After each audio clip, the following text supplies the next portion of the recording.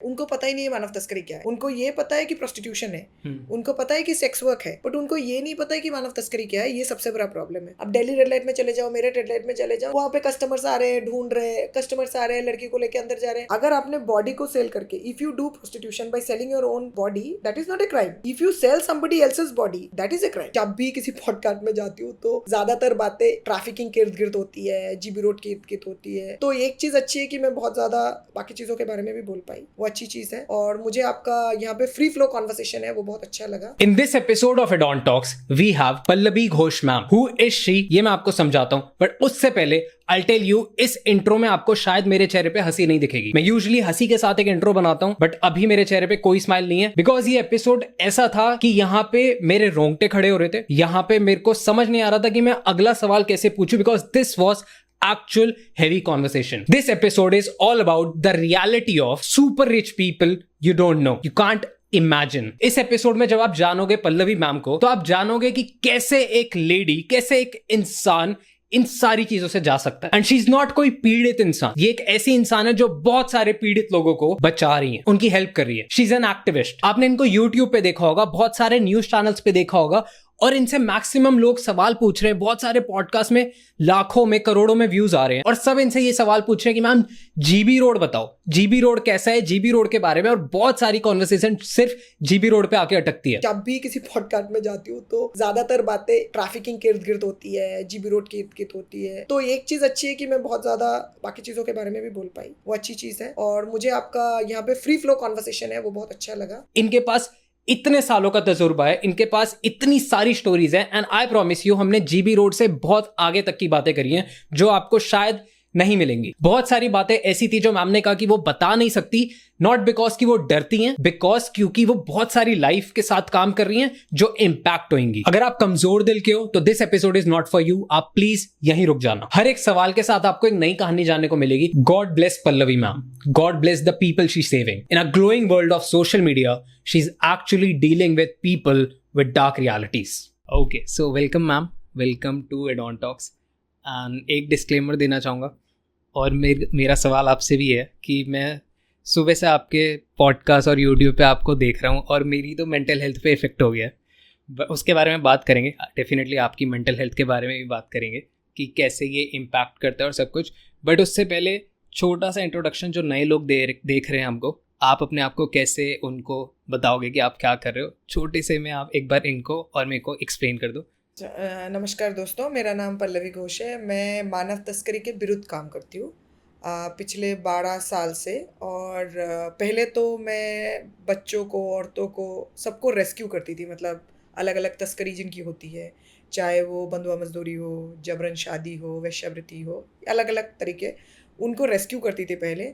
लेकिन पिछले 5 सालों से मेरा थोड़ा काम फोकस चला गया है प्रिवेंशन में। कैसे हम इस चीज़ को रोक सकते हैं, कैसे मानव तस्करी को हम रोक सकते हैं, और जड़ से, मतलब सोर्स में, जहाँ से तस्करी होती है और जहाँ पे बेची जाती है, और उन लोगों के साथ काम करना का कोशिश है जिनको मैं तस्करी से रेस्क्यू करती हूँ एक तो, और या फिर जो तस्करी के शिकार हो सकते हैं, वल्नरेबल है, तो ये फोकस है। उसके साथ रेस्क्यू तो करती हूँ, तो ये मेरा काम है, ये मेरा काम। सो इस लाइन में आप कैसे है, ये हम सब ने देखा, बहुत सारे यूट्यूब पे इसकी बात हो चुकी है। आई वांट टू नो कि कौन सी ऐसे चीज़ है जो बिल्कुल ही डिस्टरप्ट है, लाइक कि कहाँ पे हम लोग बिल्कुल फोकस ही नहीं है और होना चाहिए, जैसे कि गरीबी पे ज़्यादा होना चाहिए, या फिर ह्यूमन ट्रैफिकिंग पे, या फिर सबसे ज़्यादा जो लोग बात नहीं कर रहे हैं, जो लोगों को अवेयरनेस नहीं है, वो ऐसी क्या चीज़ है? देखिए, एक तो मानव तस्करी पे अवेयरनेस है नहीं, जो कि सच बात है। मानव तस्करी पे जो लोग काम कर रहे हैं वो तो या तो NGOs काम कर रहे हैं, या एक्टिविस्ट, मेरे जैसे एक्टिविस्ट काम कर रहे हैं, या फिर पुलिस काम कर रही है, या फिर जो लोग पढ़ाते हैं, जैसे प्रोफेसर्स हो, एकेडमिशियंस हो, जिस पे से रिसर्च पेपर करते हैं, तो यही कुछ लोग हैं, या फिर सरकार। बट मेन प्रॉब्लम है कि कॉमन लोगों को नहीं पता। जो नॉर्मल लोग आपको रास्ते में चलते हो, घर में रहते हैं, उनको पता ही नहीं है मानव तस्करी क्या है। उनको ये पता है कि प्रोस्टिट्यूशन है, उनको पता है कि सेक्स वर्क है, बट उनको ये नहीं पता है कि मानव तस्करी क्या है। ये सबसे बड़ा प्रॉब्लम है। दूसरा प्रॉब्लम ये है कि लोगों को ये नहीं पता कि गरीब होने से क्या क्या प्रॉब्लम्स आ सकती है। मतलब ज़्यादा अगर गरीब है तो वो किस किस चीज़ के शिकार हो सकते हैं। एक तो दूसरा है, देखिए गरीब है तो इंसान अनपढ़ तो रहता ही है, क्योंकि जब गरीब होता है तो उसके लिए खाना ज़्यादा इंपॉर्टेंट है रादर देन पढ़ाई। और ये मैंने पर्सनली अपने खुद के क्या बोलते हैं अनुभव में देखा है कि मैं जब गांव में जाती हूँ औरतों से बात करने के लिए, ट्रेनिंग करने के लिए, आदमियों से बात करने के लिए, मानव तस्करी के बारे में क्लब्स बनाती हूँ इनके, बोलते बोलते हैं मानव तस्करी के विरुद्ध क्लब्स। तो वो बोलते हैं, पहली बात वो बोलते हैं दीदी हम नहीं आ सकते। फिर मैं बोलती हूँ क्यों नहीं आ सकते, ये आपकी भलाई के लिए है, आपको जान लेंगे आप और 10 लोगों को इसके बारे में बताएंगे। तो वो बोलते हैं दीदी हम नहीं आएंगे, हम आएंगे तो हमारे एक दिन की दिहाड़ी मजदूरी का पैसा नहीं मिलेगा। हाँ। बात सही है, बात जायज़ है, क्योंकि उनको उनको हमारे तरह सुबह कमाना, रात को खाना है, ऐसा टाइप दिहाड़ी मजदूर नहीं मिलेगी। ऊपर से अगर वो आएंगे, दिहाड़ी मजदूरी तो छोड़िए, पैसा भी नहीं मिलेगा, खाना का कौन देगा उस दिन का। तो मैंने अगर तो हमेशा बोलती है कि आप अगर हमें बुला रहे हो प्रोग्राम में, ट्रेनिंग में, तो हमारे खाने का व्यवस्था करो, हमारे आने जाने का व्यवस्था करो। अब कोई बाहर वाला इंसान होगा तो सोचेगा यार एक तो हम इनके भलाई के लिए काम कर रहे हैं, फिर हम इनको खाना क्यों दें, इनको आने जाने का वो क्यों दें। लेकिन मैं इनको सपोर्ट करती हूँ, क्योंकि ये जिन जगहों से आते हैं वहाँ पे इतनी गरीबी है कि खाना पीना तो देना ज़रूरी है, इंपॉर्टेंट है हमारे लिए। उसके बाद आप सोचिए इतने दूर से आ रहे हैं, अब किलोमीटर किलोमीटर दूर से आ रहे हैं, जहाँ पे कोई बस नहीं है, ट्रेन तो छोड़ दीजिए, बस नहीं है, वहाँ पे गाड़ियाँ भी नहीं मिलती। ये लोग जो होते हैं ना, क्या बोलते हैं, वो जो साइकिल के ऊपर जो काठ का वो बिछा हुआ रहता है उसमें आती है, और 6-7 बजे के बाद तो वो भी नहीं मिलती। कुछ कुछ लोग नाव में आते हैं।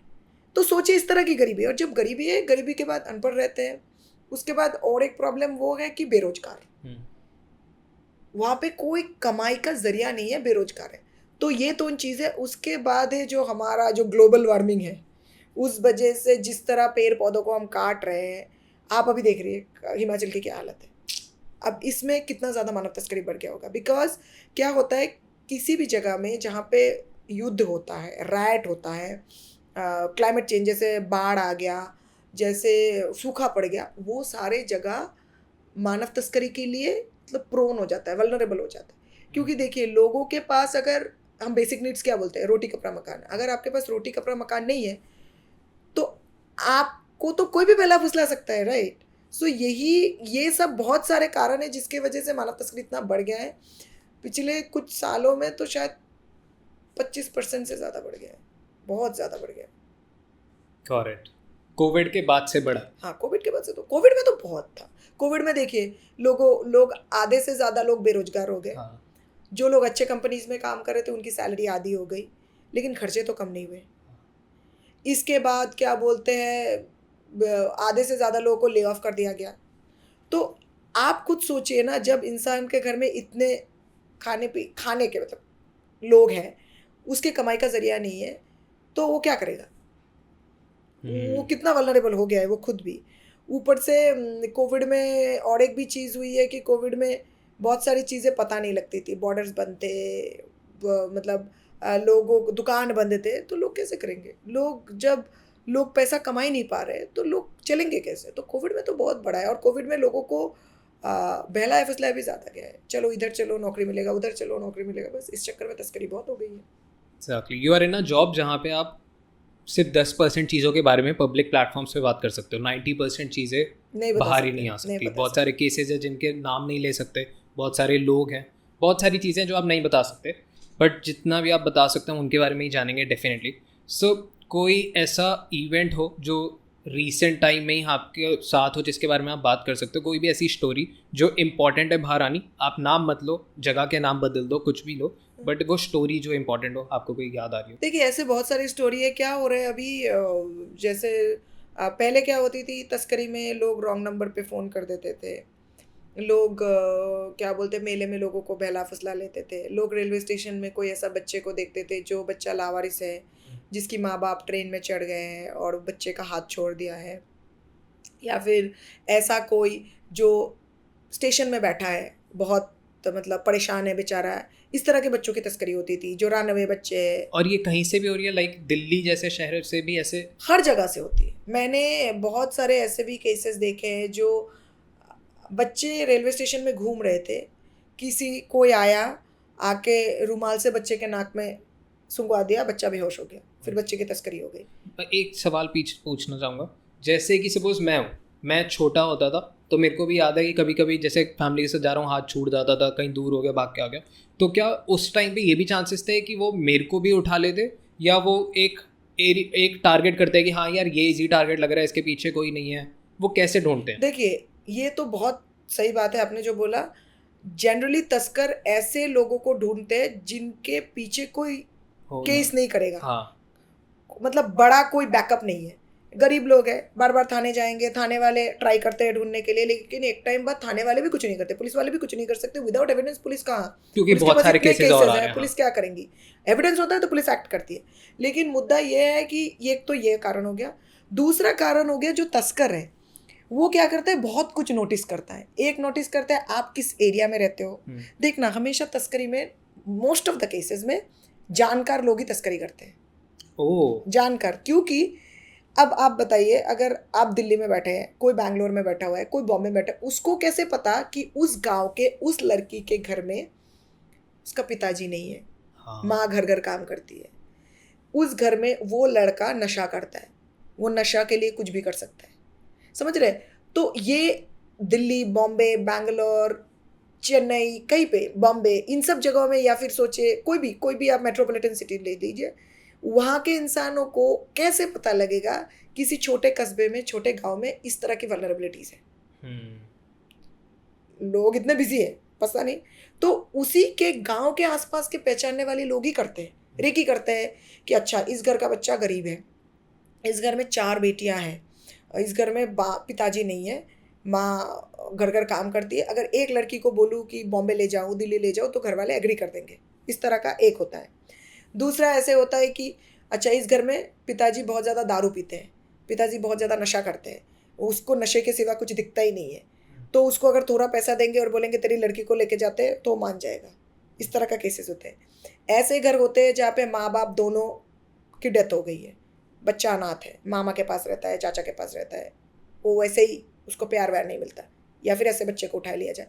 तो अलग अलग तरीके की ट्रिक्स करते हैं। जैसे आजकल क्या होने लगा है, जो तस्कर है जनरली वो क्या करते हैं, जो मिसिंग बच्चे चले जाते हैं वो ऑब्जर्व करते हैं कि कौन से एरिया में रहता है, ज़्यादा क्राउडेड एरिया है क्या, बच्चा किस रास्ते से स्कूल जाता है, जिस रास्ते से स्कूल जाता है, जिस रास्ते से स्कूल से आता है, वो रास्ता क्या बहुत ज़्यादा सुनसान है या फिर बहुत भरा हुआ है, फिर कौन छोड़ने जाता है, बच्चा कितना बोलता है, शांत बच्चा है तो इजी है, मतलब फिर बच्चा को फ़ोन चलाना आता है क्या, वो तो चलिए वो तो बाद में हो गया, इतना ज़्यादा वो नहीं।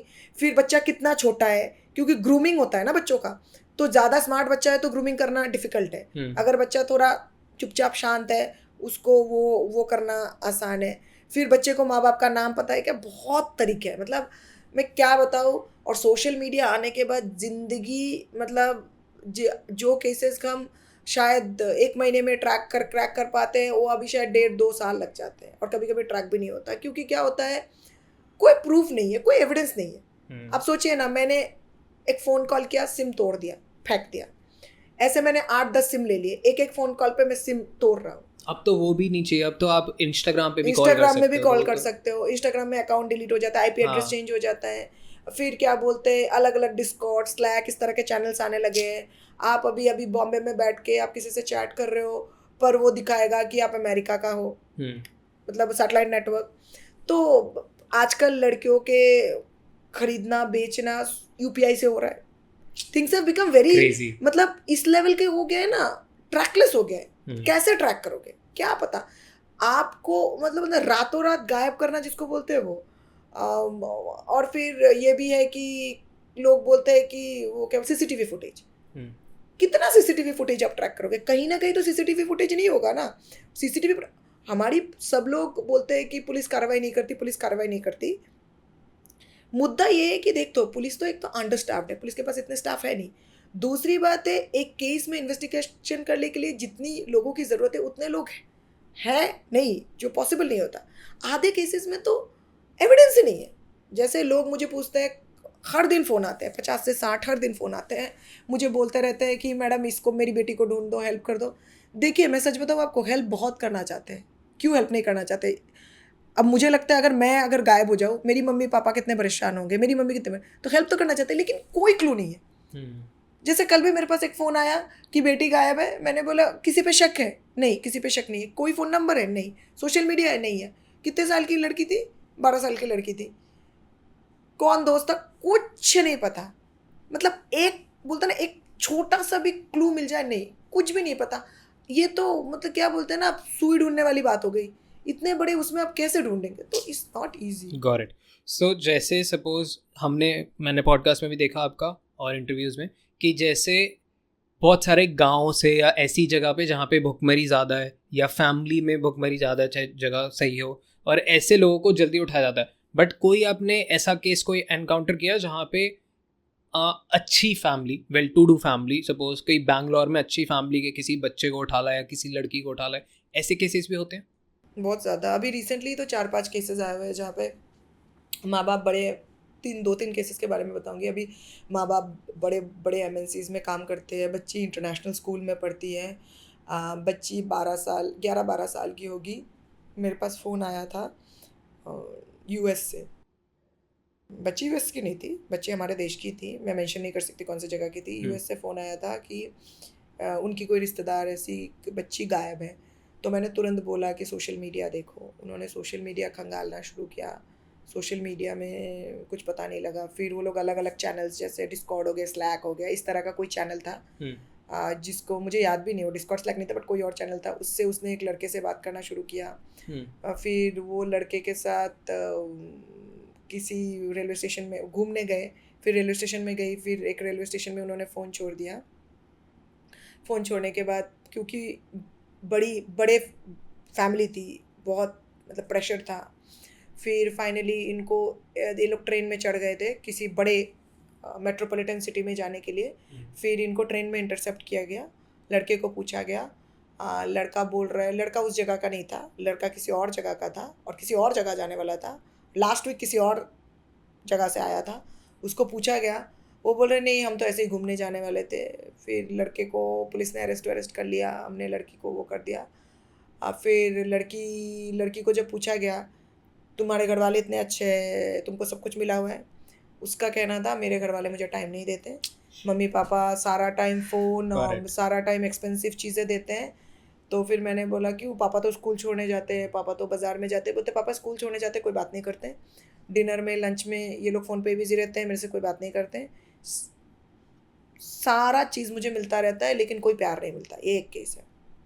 और एक केस में माँ बाप बहुत प्यार करते हैं, बच्चे को हर जगह ले जाते हैं, लेकिन बच्चे का कोई कम्युनिकेशन नहीं है माँ बाप के साथ, कोई बात नहीं होता, बच्चा सारा टाइम फ़ोन पे वीडियोस देखता रहता है। वो बच्चा गायब हो गया, तो वो भी मिल गया था बिकॉज फैमिली पैसे वाली थी, फैमिली वेल पोजिशन थी, मतलब उनका जॉब्स मतलब कर सकती थी अफोर्ड ये ट्रैक करना सब अफोर्ड कुछ। के सिवा भी कनेक्शन भी थे।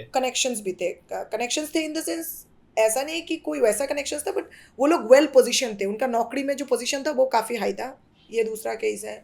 तीसरा और एक केस था कि माँ बाप बड़े गवर्नमेंट एम्प्लॉयज़ थे, उनकी भी बेटी इसी वजह से गायब हो गई थी, भाग गई थी किसी ड्राइवर के साथ, वो भी।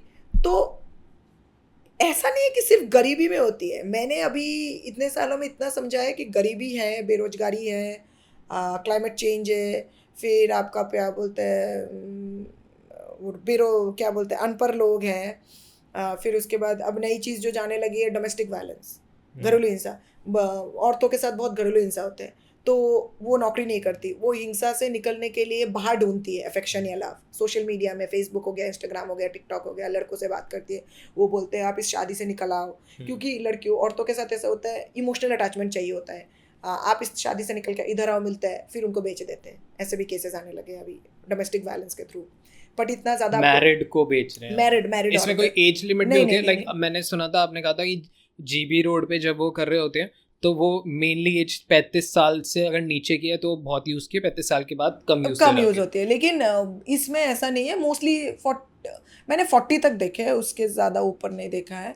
और अगर उसके ऊपर भी देखा है तो जनरली मतलब लेबर के काम के लिए, बंधुआ मजदूरी, मतलब घर तो का काम। सपोज जैसे अभी जीबी रोड पे जितना भी चंक में लड़कियां होंगी, जैसी उनकी एज 40-45 प्लस होती है तो वो लोग कहाँ जाते हैं, उनका क्या होता है? वो लोग मैडम्स बन जाती है। अच्छा, यार ऐसा नहीं है कि 40-45 के लोग ही मैडम बनते हैं, कभी कभी अगर स्मार्ट बन जाओ आप तो आप माइनर होके भी आप मैडम बन सकते हो। मतलब बिजनेस की तरह देखो इसको। मतलब आप अपने अंडर लड़कियों को रख सकते हो, आप बिजनेस बना। सी देखिए, ये कोई एज का, आजकल ये चीज़ एज में नहीं रखा है, आजकल चीज़ें बहुत चेंज हो गई, आधी से ज़्यादा चीज़ें आपको ढूंढने पे भी नहीं मिलेगा, रिसर्च भी नहीं बताएगा, क्योंकि ये सब पर्सनल एक्सपीरियंस होते हैं, इंडिविजुअल टू इंडिविजुअल वेरी करते हैं। और मैं ये नहीं कहती कि मेरा एक्सपीरियंस ही सही है, सबके अलग अलग एक्सपीरियंस है जो हाँ, भी इस फील्ड में काम डेफिनेटली। करता है। तो इसमें ऐसा भी है, हमें ऐसे भी लोग दिखे हैं जो माइनर है लड़की, लेकिन वो एक बुजुर्ग औरत को रखी है अपने पास धंधा करने के लिए। क्योंकि देखिए, ultimately it's all about power play हो जाता है ना, आप किस तरह बात करते हो, आपका हिम्मत कैसा है। और अगर कोई डरी सहमी से है पर आपसे बुजुर्ग है, तो आप उससे कुछ भी करा सकते हो, राइट, धमका के या फिर मार पिटाई करके। तो ऐसा कुछ एज भी नहीं है, आजकल तो सब कुछ बहुत चेंज हो गया है विथ टाइम। मतलब हमें पहले लगता था कि सिर्फ जो एजेड लोग हैं वही सिर्फ माइनर लड़कियों को रखती है, आजकल मैंने देखा है कि माइनर लड़कियां भी एजेड लोगों को रखने लगी है। Hi guys, sorry for the inconvenience. जल्दी से बताना आया हूँ, सब्सक्राइब कर लो। 93% लोगों ने चैनल सब्सक्राइब नहीं किया और पॉडकास्ट देख के एंजॉय करके चले जाते हैं, भूल जाते हो। आई नो पॉडकास्ट अच्छा है, इंटरेस्टिंग है, फ्लो में आ जाते हो, तो इसलिए बीच में आ गया। सब्सक्राइब कर लो, सॉरी, कंटिन्यू। क्रेजी। तो आप एक बार ये बिजनेस समझाओगे, लाइक कि मेरे को ये समझाओ कि सपोज एक लड़की कोई XY जगह से उठा ली गई, अब उनका क्या होता है और कैसे यहाँ पे सपोज देखिए, जीबी रोड सबसे पे बड़ी लेके आए। बात है, डिपेंड करता है कि कहाँ रखा जाता है।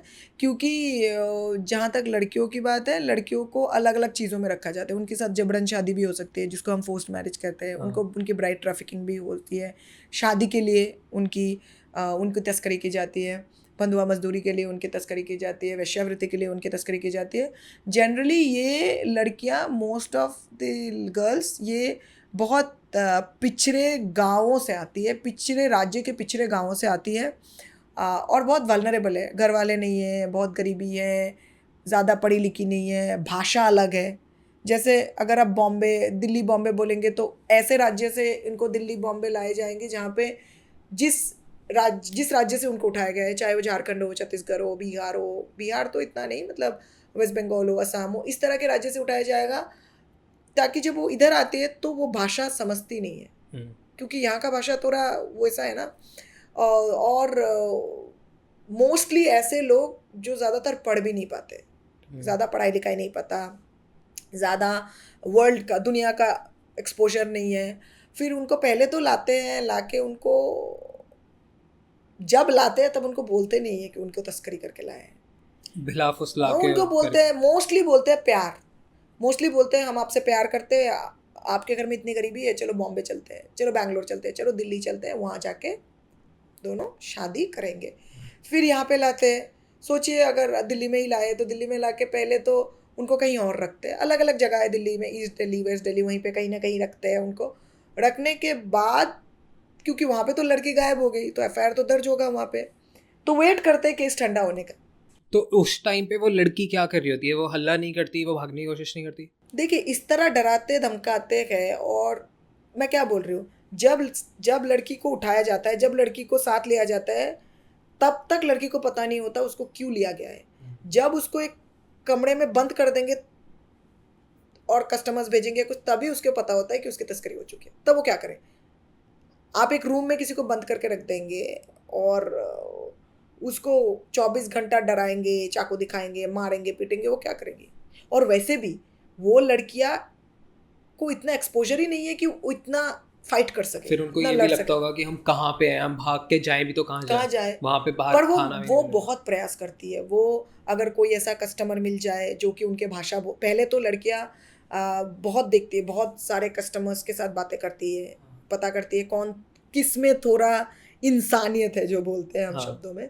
फिर ऐसे किसी कस्टमर को बोलती है कि आपके फ़ोन से एक फ़ोन किया कर सकते हैं, तो उस कस्टमर के फ़ोन से फ़ोन करती है तो गांव में, फिर गांव वाले बोलते, फिर गांव में बात होती है, फिर गांव वाले हमें फ़ोन करते हैं, बोलते हैं कि क्या मैडम, क्या सर, आप लोग जाएंगे, फिर हम जाके फिर हम वेरीफाई करते हैं, उस घर का नहीं, घर के अंदर वेरीफाई कैसे करेंगे, कोर्टों में ही वेरीफाई हो सकता है, देखते हैं इस तरह का घर है क्या, फिर जाके पुलिस के साथ जाके वेरिफिकेशन के लिए रेकी करके रेट करते हैं।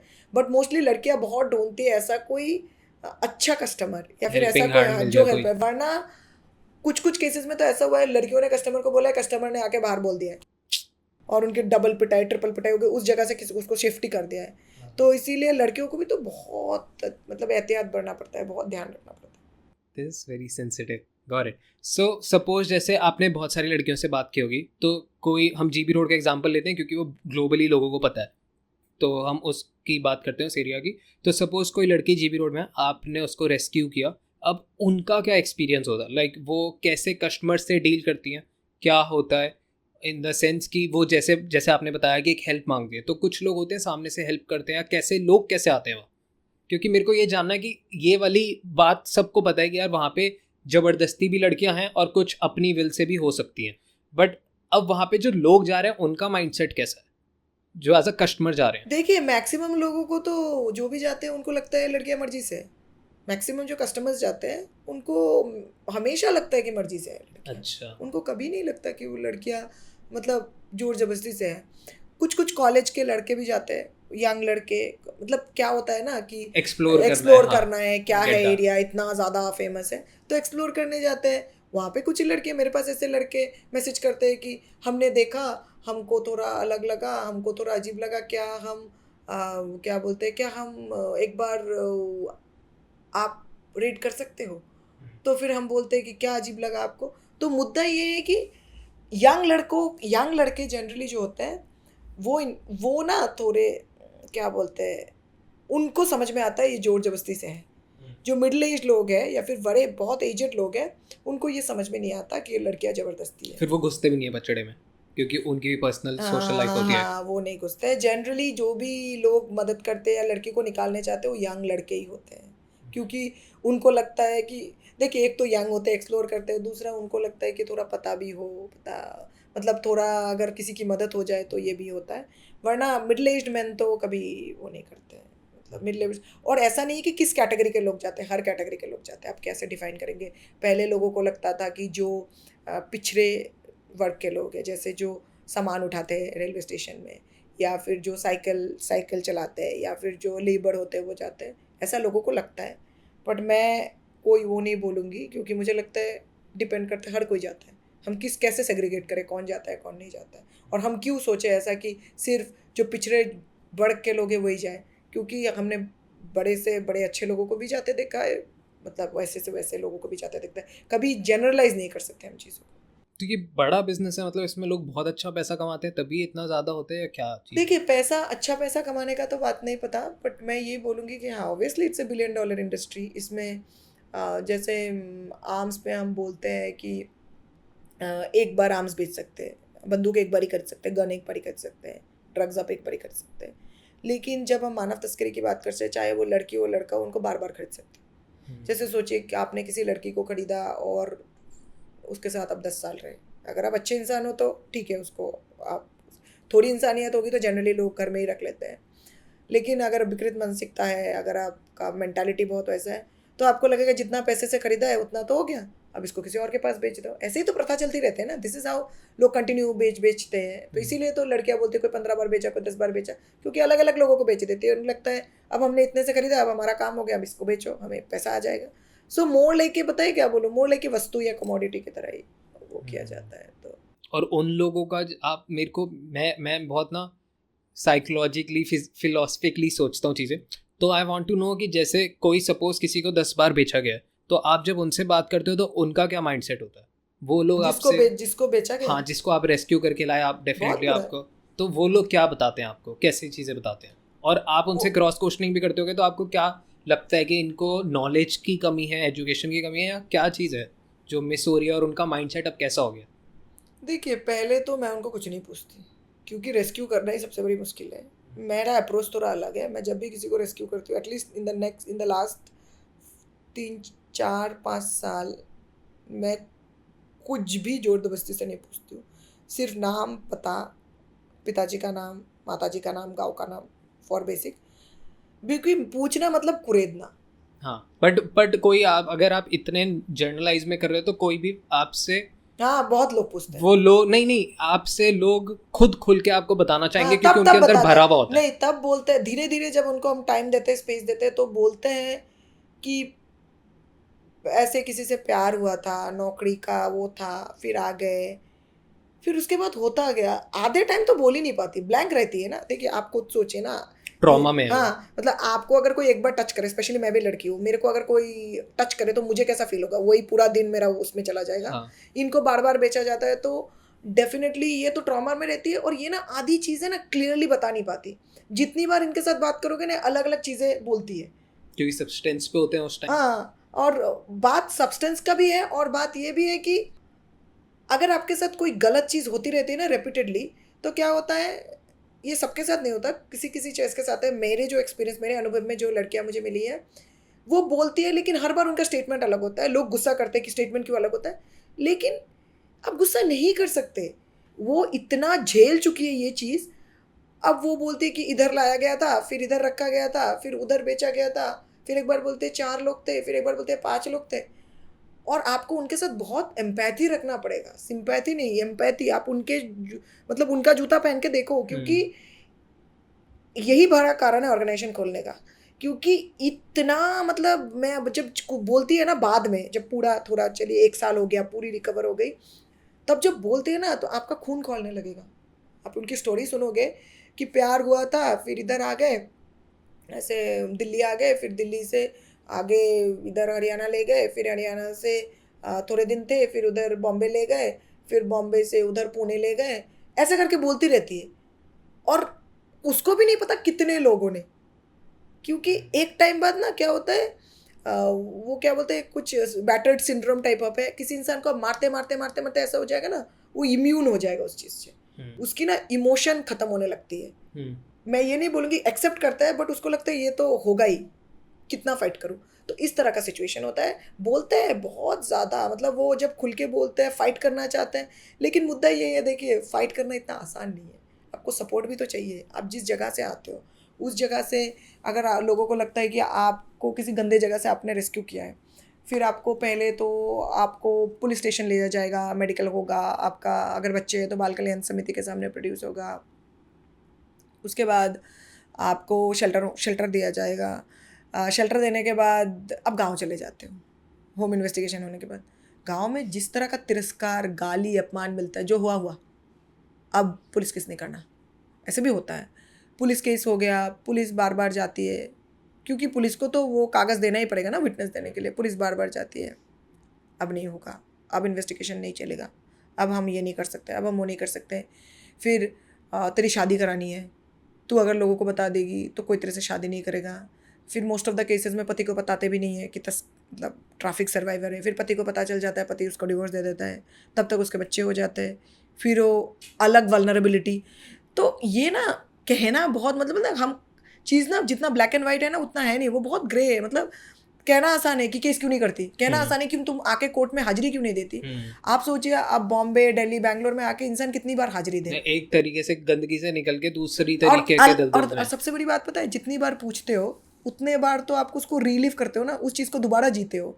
लोग भूलने चाहते हैं, आपके साथ कुछ गलत हो तो आप भूलना चाहते हो, आप उसको बार बार पूछोगे तो वो तो उस चीज़ से कभी निकल ही नहीं पाएगी, वो इतनी ट्रॉमेटाइज्ड होती है। और सबसे बड़ी बात है, हम काउंसलिंग की बात करते हैं, हम काउंसलिंग उसकी करते हैं, लेकिन काउंसलिंग क्या होती है, आधे टाइम काउंसलिंग वही होती है कि लड़की को ये पूछना कि तुम्हारे साथ किसने किया, क्या किया, ये तो इन्फॉर्मेशन हो गया, दिस इज़ नॉट काउंसलिंग। मैं आपको सच बताऊँ, लोग मुझे बोलते हैं आप काउंसलिंग कर दो, मैं मैक्सिमम केसेस में क्या बोलती हूँ, मैं काउंसलिंग मैक्सिमम क्या, मैंने पिछले 6-7 सालों से शायद इन्फॉर्मेशन कलेक्ट किया है। काउंसलिंग के लिए मैं दूसरे लोगों को बोलती हूँ जो एक्सपर्ट्स हैं इन काउंसलिंग, मैं काउंसलिंग नहीं करती। मैंने काउंसलिंग के काफ़ी कोर्सेज किए, but I am not an expert. और ये बहुत गलत होगा कि आप ऐसे किसी से भी काउंसलिंग कराओगे, क्योंकि आधे लोगों को काउंसलिंग क्या है पता नहीं है। काउंसलिंग में आपको अलग अलग टेक्निक्स अपनाने पड़ते हैं, अलग अलग तरीके अपनाने पड़ते हैं जो लोग अपनाते नहीं हैं। दूसरी बात ये है कि आप कम्युनिटी से कोई बात नहीं करता, घर वालों को समझाओ, उसकी तस्करी होगी उसकी गलती नहीं है। ऐसे गाँवों में ऐसा होता है कि उस घर की लड़की के साथ उस घर की लड़की गंदे काम में चली गई ना, अब हम उसको पानी नहीं देंगे, अब राशन नहीं जाएगा इस दुकान से, तो एक कम्युनिटी ऑस्ट्रेसाइजेशन हो गया ना। तो ये मतलब ये एक अलग ही ना, अलग ही लेवल का एक्सप्लॉयटेशन है, इसके बारे में कितना बोलूँ मैं। I was reading a case, उसमें क्या हुआ, जैसे एक आपने बताया कि एक लड़के ने या भिला फुसला के कोई भी आइडेंटिटी से प्यार का झांसा देके उसको दूसरे शहर ले गए, दिल्ली जैसे बड़े शहर ले आए और यहाँ पे भेज दिया, ये एक केस हो गया, इसमें उसको होप है कि यार मेरी फैमिली मेरे को ढूंढ रही होगी, मेरे को अगर मैं वापस जाऊंगी तो वो अपनाएंगे, एक होप के साथ वो ज़िंदगी आगे जी रही है। तो वो जितना सर्वाइव कर रही है डेफिनेटली 100x मुश्किल है, बट वो फिर भी एक होप के साथ कर रही है वो, कि मैं वापस जाऊंगी, एक उम्मीद में ज़िंदगी जी रही है। दूसरा जो मैंने केस पढ़ा था उसमें ये था कि पेरेंट्स ने ही बेच दिया पैसों की कमी के कारण, कि 30,000 में अपनी बेटी बेच दी। अब वो क्या सोच रही है, उसका माइंडसेट कैसा होगा वहाँ पे? क्या ऐसे केसेस से आपने डील किया? देखिए, मैंने ऐसा तो डायरेक्टली केसेस नहीं डील किया है जहाँ पे पेरेंट्स ने बेचा है, बट ये है कि पेरेंट्स को बोला गया था कि आपकी बेटी शहर जाएगी, पैसे कमाएगी, आपको पैसे भेजेगी, और आपको हम पैसा दे रहे हैं क्योंकि आप कैसे चलोगे अभी, आपको थोड़ा पैसा दे के जा रहे हैं, आपकी बेटी को ले जा रहे हैं। ये देखिए, ये अलग अलग वर्जन्स ऑफ द स्टोरी है। मतलब किसी के लिए होगा कि बेच दिया है, किसी के लिए होगा, जब पेरेंट्स से हम बात करते हैं तो पेरेंट्स हमें बोलते हैं कि हमारी बेटी वैसे भी गरीब में थी, हमको बोला गया कि बेटी को ऐसे ले काम जाएंगे देंगे, बैंगलोर, खाना देंगे। बैंगलोर खाना ले जाएंगे, बैंगलोर ले जाएंगे, बैंगलोर में चली गई, और उन्होंने हमें पैसा इसलिए दिया, उनको लगा कि हमारी बेटी नहीं है, हम बीमार हैं, हमें कौन देखेगा। ये पेरेंट्स ने बोला, लेकिन जब बाद में बोला तो पेरेंट्स ने बेच दिया, ये जो पकड़ा गया उसने बोला। तो हर पर्सन का वर्जन ऑफ द स्टोरी अलग होता है। मतलब पेरेंट्स बोलते हैं कि मैं क्यों अपनी बेटी को बेचूं, ये तो मैं नहीं करूँगा। और मैं आपको बताऊं, मेरे इतने सालों में, मतलब 12 सालों में, मैंने सच बताऊं, क्योंकि समथिंग, मतलब मैंने किसी पेरेंट को तो बेचते हुए नहीं, हाँ मैंने देखा है कि जीजा जी ने बेचा, मैंने देखा है कि मासी ने बेचा, मैंने देखा है क्या बोलते बुआ ने बेचा, चाचा ने बेचा। पेरेंट्स ने तो मैंने नहीं देखा। एक केस था, एक छोटे बच्चे का केस था जहाँ पे माँ ने दे दिया था पैसे के लिए, वो भी इसलिए क्योंकि उस माँ उस अकॉर्डिंग टू द मदर उसको, उसका पति हमेशा उसका रेप करता था, उसकी मतलब बच्चे का, और उसका 7वां बच्चा था वो, और उसका पति हमेशा उसका रेप करता था, टॉर्चर करता था, मारता था, और माँ ने बेच दिया था ये सोच के कि अगर ये यहाँ रहेगी तो इसकी हालत मतलब बहुत ख़तरनाक हो जाएगी, तो बेच दो, आगे पता नहीं, एटलीस्ट जो भी होगा मुझे पता तो नहीं लगेगा गलत हो रहा है सही हो रहा है। तो अब समझ रहे हैं, तो इस तरह की चीज़ें, मतलब मैं वही बोलती हूँ ना, चीज़ें जितनी मतलब सीधी दिखती है उतनी सीधी है नहीं, क्योंकि जब बहुत इन्वेस्टिगेशन करते हो, जब हर तरह के लोगों से बात करते हो, तब आपको अलग अलग चीज़ें पता लग जाती है। तब आप सोचते रहते हो क्या सच है क्या गलत है, आप तब सोचते रहते हो, आपको लग रहा था यही सच है, लेकिन यहाँ पे तो कुछ और ही पता लग रहा है। तो आपकी मेंटल हेल्थ पे कैसे इफेक्ट कर रहा है? लाइक कि क्योंकि आप कॉन्स्टेंटली इसमें हो, आप जिन लोगों से पूछ रहे हो, मिल रहे हो, डेफिनेटली वो आपसे यही सवाल पूछ रहे हैं, तो आपको नींद कैसे आती है? देखिए, सही बात बताओ तो मुझे नींद काफ़ी टाइम नहीं आती है। मतलब मेरे लिए बहुत डिफ़िकल्ट है। डिफ़िकल्ट इसलिए है क्योंकि देखिए, लोगों के लिए वाह इतना अच्छा काम कर रही है, इतना पॉडकास्ट में जा रही है, इतने लोग बुला रहे हैं, इतना न्यूज़पेपर कवरेज है, वो लोगों के लिए बहुत अच्छा है देखने लिए। मेरे लिए बहुत डिफ़िकल्ट है क्योंकि आप हर दिन ऐसे किसी को, हर दूसरे दिन ऐसे किसी से मिलते हो जिसको कितनी बार बेचा गया है, जिसका रेप हो गया है, जिसके रिलेटिव ने बेचा है, जिसका टॉर्चर हुआ है, जिसको गंदे गंदे गाली दिए गए हैं, जिसको बहुत सारे पॉर्न पे एक्सपोज किया गया है। और मेल्स, जिस तरह के मेल्स आते हैं, आप बिलीव नहीं करोगे, इस तरह के मेल्स आते हैं जहाँ पे आपको अटैचमेंट्स होते हैं, जहाँ आपके पास फ़ोटोज़ होते हैं बाकायदा, जिसमें दिखा जाता है कि उस लड़की के साथ क्या हो रहा है। तो ये तो बहुत ट्रिगरिंग है। तो मेंटल हेल्थ तो बहुत ख़राब रहता है। तो मैं हर मतलब फोटोज एक बार एक्सप्लेन करना कैसे? मतलब फ़ोटोज़, मतलब उस दिन एक मेल आया, उसमें इतने फ़ोटोज़ थे कि एक लड़की को किसी होम बेस्ड प्रोस्टिट्यूशन में रखा गया है, और वो सारे photos kind of porn photos ही थे एज़ प्रूफ। तो जिसने भेजा था उसने अपना कोई डिटेल नहीं भेजा, उसने सिर्फ एक मेल कर दिया ऑर्गेनाइजेशन के आईडी पे और बोला ये है, ये सारे फ़ोटोज़ है, क्या आप लड़की को रेस्क्यू कर सकते हो? तो मतलब वो क्या बोलो, आप इसको कैसे डिस्क्राइब करोगे? मतलब हाँ। उसने बोला कि एक लड़की है, एक जगह से गायब है, उसके माँ बाप का डेथ हो गया है, अब उसको किसी ने खरीद लिया है, और उसके साथ अभी अलग अलग टाइप ऑफ शोषण होता है। और वो जो बंदा कर रहा है वो डॉक्यूमेंट भी कर रहा है इसको? जो कर रहा है वो डॉक्यूमेंट नहीं कर रहा है, पर पता नहीं किसने उसका फोटो खींचा और भेज दिया। अच्छा। ये अब मुद्दा ये है कि अब ये समझ नहीं आ रहा है, मैं अभी इस कंफ्यूजन में हूँ कि ये क्या स्पैम है हाँ। या सही इन्फॉर्मेशन है। अब ये कैसे वेरीफाई करते हो आप लोग? वही तो मैं वेरीफाई नहीं कर पा रही हूँ कि अगर मैं वेरीफाई करूँ तो मैं तो सोच रही हूँ वो मतलब अथॉरिटीज़ के पास जाने का, तो मैंने 1-2 लोगों से बात किया है मेरे जान पहचान में, वो बोल रहे ये समझ नहीं आ रहा है, क्योंकि ईमेल आईडी भी बड़ा अटपटा सा है, उसमें कुछ डिटेल नहीं है, फोटोज भी जिनका है उसमें फोटोज भी ब्लर है। अच्छा। जिनका फोटोज भेजा है उनके फेसेस ब्लर है, ठीक है, उनके फेसेस कवर्ड है, मतलब ब्लर कर दिया गया है। जो ईमेल आईडी है वो भी बड़ा अटपटा सा है, फोटोज भी बड़े क्या बोलती हूँ मतलब ब्लर है। तो आप अगर किसी के पास जाओगे, पक्का सबूत नहीं है और कुछ बहुत भी नहीं फिशी है, है। हाँ। कौन से गांव से है, क्या है, कुछ नहीं है। अब अगर मैं किसी अथॉरिटी के पास जाऊं जो कि मैं जाना चाहती हूँ, तो मैं क्या बोलूँ कि मेरे पास एक मतलब अजीब से मेल आईडी जिसका कोई अता पता नहीं है उससे आया है, उसमें फोटोज भी क्लियर नहीं है, कोई डेट नहीं है, कुछ नहीं है, कैसे इन्वेस्टिगेशन, समझ रहे हैं ना। ये भी इस तरह के स्पैम भी हो सकता है, क्या बताओ। लोग फ़ोन करते हैं रैंडम जगह से। कल किसी ने फ़ोन किया, फ़ोन करके बोला ऐसे इस एक राज्य में ऐसे गांव में इस तरह के काम हो रहे हैं। मैंने बोला राज्य, गांव का नाम बताइए, आप कौन बोल रहे हैं बताइए। उसने भी एक अजीब से नंबर से फ़ोन किया, आपका डिटेल दीजिए, किस एज की लड़कियां हैं, कुछ नहीं बता रहे वो। तो आप सोचिए ना, आपको आपके पास कोई एक चीज़ तो होनी चाहिए जिससे आप इन्वेस्टिगेशन शुरू करोगे। आप कैसे शुरू करोगे? आधे से ज़्यादा लोग फ़ोन करके आधा अधूरा इन्फॉर्मेशन दे देते हैं, बोलते हैं बॉम्बे में चल रहा है। बॉम्बे में कहाँ, हम बता नहीं सकते, आप आओ फिर हम आपको ले जाएंगे। दिल्ली में ऐसा हो रहा है, दिल्ली में कहाँ, दिल्ली में वेस्ट दिल्ली में। अच्छा, वेस्ट दिल्ली में कौन सा जगह, कौन सा एरिया, आप मेरे से पहले मिलो फिर हम आपके साथ इन्वेस्टिगेशन करेंगे। अब ऐसे केसेस में आप how do you know that the person is correct, आपको नहीं पता ना कुछ भी, कुछ तो बोले। तो मेंटल हेल्थ पे तो बहुत मतलब इट इज़ डिफिकल्ट इसीलिए मैं प्रिवेंशन का बहुत काम करती हूँ, बहुत आउटरीच करती हूँ, स्कूल्स कॉलेजेस में बहुत ट्रेनिंग्स देती हूँ, ट्राइबल कम्युनिटी के साथ बहुत काम करती हूँ। फिर क्या बोलते हैं ये जो छोटे छोटे गांव हैं, गांव में जो क्या बोलते हैं मेन जो क्या बोलते हैं गांव का जो आंगन है उसमें मैं ट्रेनिंग्स करती हूँ। वहाँ कैसा रिस्पॉन्स होता है? लाइक आप बहुत अच्छा। पहले तो बहुत बुरा था, लोग बोलते थे आके आप क्या बोलते हैं वो। अब तो अब बहुत अच्छा होने लगा है, वो मुझे वेलकम करते हैं, बिना उनके घर में खाना खा के नहीं आ सकती। और मेरे मेरे सर्वाइवर्स मेरे लिए बहुत ज़्यादा स्ट्रेंथ है ना। मेरे 2 कैटेगरीज ऑफ लड़कियों के साथ काम करती हूँ। ऐसे लड़कियाँ जो वल्नरेबल है, एट रिस्क गर्ल्स, जिनकी तस्करी हो सकती है, ऐसे मेरे पास कुछ लड़कियां हैं, ज़्यादा नहीं, कुछ लड़कियां हैं। और मेरे पास कुछ लड़कियां हैं जो सर्वाइवर्स हैं, जिनको जिनको तस्करी से निकाला था हमने। पहली वाली कैटेगरी जो आपने बताई, आप ये फिगर आउट कैसे करते हो कि यार इनकी तस्करी हो सकती है, ये कैसे करते हो आप? गांव में वो करते हैं, गांव में जाके ना फिगर आउट करते हैं। हाँ। कि जैसे माँ बाप नहीं है, हाँ।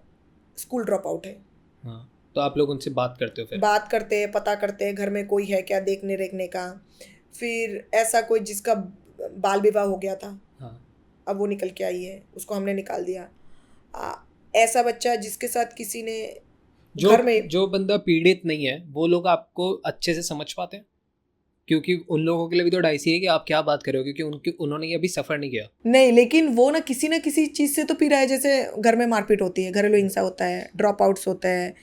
तो बेसिकली हमारा मेन मुद्दा ये है, मेरे ऑर्गेनाइजेशन का मेन है इनको एम्पावर करना। अच्छा, let's talk about your organisation. मेरे को बताओ कि ये कैसे काम करता है, आप लोगों का नेटवर्क कैसा है, क्योंकि बहुत सारे लोग होंगे जो सफ़र कर रहे होंगे या जिनको आप लोगों की हेल्प चाहिए होगी, तो वो लोग भी रीच आउट देखिए, कर पाएंगे। मेरे ऑर्गेनाइजेशंस में पहले तो 3 प्रोजेक्ट्स हैं हमारे। जो हाँ जी। पहला प्रोजेक्ट है वो है ये कि हम एक्सट्रीम अवेयरनेस करते हैं। हाँ। वो वर्कशॉप्स हो, स्कूल्स कॉलेजेस में लॉ एनफोर्समेंट के साथ ट्रेनिंग्स हो, और मेन फोकस है एकदम पिछड़े से पिछड़ा एरिया, करेक्ट। मतलब एकदम एक्सट्रीम गांव जहाँ पे कोई पहुंच नहीं पाता। हाँ, उस तरह पे कुछ नहीं। हम ज़्यादातर हमारा काम मतलब मेरे ऑर्गेनाइजेशन का काम दिल्ली बॉम्बे में नहीं है। हाँ, got it। मतलब एकदम extreme north east, extreme west Bengal, जहाँ पे ट्राइबल एरियाज, चाय बगानों के एरियाज, उनमें हम वो काम करते हैं। और हम अभी तो हम डोमेस्टिक वायलेंस सर्वाइवर्स के साथ भी काम करने लगे हैं, क्योंकि हमें लगता है डोमेस्टिक वायलेंस के सर्वाइवर्स भी तस्करी होती है, उनके साथ वो भी आपको यहीं मिलेंगे बड़े शहरों में, हाँ, दिल्ली बॉम्बे? नहीं, मुझे छोटे गांव में मिलता है बहुत ज़्यादा। अच्छा। छोटे गांव में बड़े लेवल पे है। पति अल्कोहलिक है, मारता पीटता है, पति ड्रग्स लेता है, मारता पीटता है, पति काम नहीं करता है, मारता पीटता है, तो उनके साथ भी हमने एक छोटा सा सॉरी, मेरे को लगा डोमेस्टिक स्लेव्स की बात नहीं कर रहे हो। डोमेस्टिक वायलेंस तो ये एक हो गया। और ऊपर से ऐसी लड़कियां जो मैं बोल रही थी माँ बाप नहीं है, फिर क्या बोलते हैं, कोई चाइल्ड मैरिज की शिकार है, किसी के साथ कोई रेप हो गया, या फिर कोई कुछ नहीं कर पा रहे, एकदम पढ़ी लिखी नहीं है, तो ऐसी लड़कियां एट रिस्क गर्ल्स, जिसको एट रिस्क वल्नरेबल गर्ल्स जिसको बोलते हैं, वो एक कैटेगरी हो गया। और दूसरा हो गया, क्या बोलते हैं, ऐसी लड़कियां जो मानव तस्करी की शिकार हो, जिनको मैंने रेस्क्यू किया या फिर किसी और ने रेस्क्यू किया। मैं सिर्फ कि मैंने ही रेस्क्यू किया इनको देखूंगी ऐसा नहीं है मेरा, किसी ने भी रेस्क्यू किया मैटर नहीं करता। वो तो डेफिनेटली। हाँ, उसका रोजगार देना, उनको काउंसलिंग देना, उनको रोजगार का स्किल्स देना, उनको स्टिचिंग सिखाना, मतलब वो कुछ भी करना चाहे। कोई अगर, जैसे मेरे पास ऐसी लड़कियां है जिसको स्टिचिंग करना है, थोड़ी पढ़ी लिखी है, उनको भी मैं सपोर्ट करती हूँ। ऐसी लड़कियां जिनको उससे अच्छा कुछ करना है, कोडिंग करना है, कुछ करना है, वो मैं नहीं कराती, मेरे पास उतने रिसोर्सेज नहीं, किसी और ऑर्गेनाइजेशन में भेज देती हूँ। और ऐसी लड़कियां जिसको मेडिकल पढ़ना है, नर्सिंग पढ़ना है, वो भी हेल्प, स्पॉन्सर्स ढूंढ के उनका हेल्प कराती हूँ। तो ये मेरे तीसरे प्रोजेक्ट के अंडर आता है, जो एट रिस्क गर्ल्स है और ये जो सर्वाइवर्स हैं ये।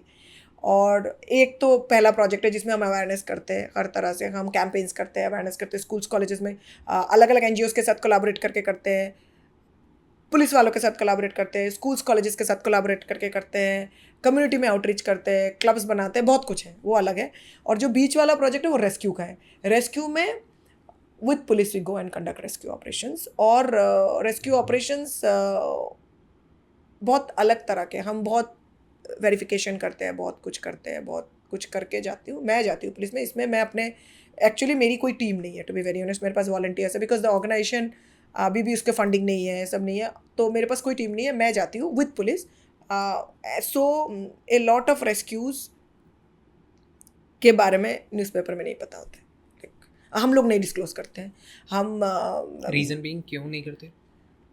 Because at the end of the day, देखिए काम तो करना ही है, लेकिन न्यूज़पेपर में क्या होता है, बहुत लोग डिस्क्लोज करते हैं, अच्छी बात है, आई रिस्पेक्ट देम। मैं डिस्क्लोज इसलिए नहीं करना चाहती, बहुत ज़्यादा ना, आप अपने लिए ही चैलेंज खड़ा कर दोगे? मेरे लिए नहीं, क्योंकि rescue भी लड़कियों के मुश्किल हो जाएगा। लड़कियों के लिए, जिनको रेस्क्यू करते हैं उनके लिए, और लॉ एनफोर्समेंट के लिए, क्योंकि क्या होता है, it is more of A sensationalism. देखिए पुलिस वैसे भी काम करती है, पुलिस एनीवेज रेस्क्यू करे ना करे, वो तो कोई बच्चा मिलता ऑपरेशन चल कर रहे रहे हैं हैं, कितने कामों का पब्लिसिटी होता है बताइए, एकदम नेग्लिजिबल।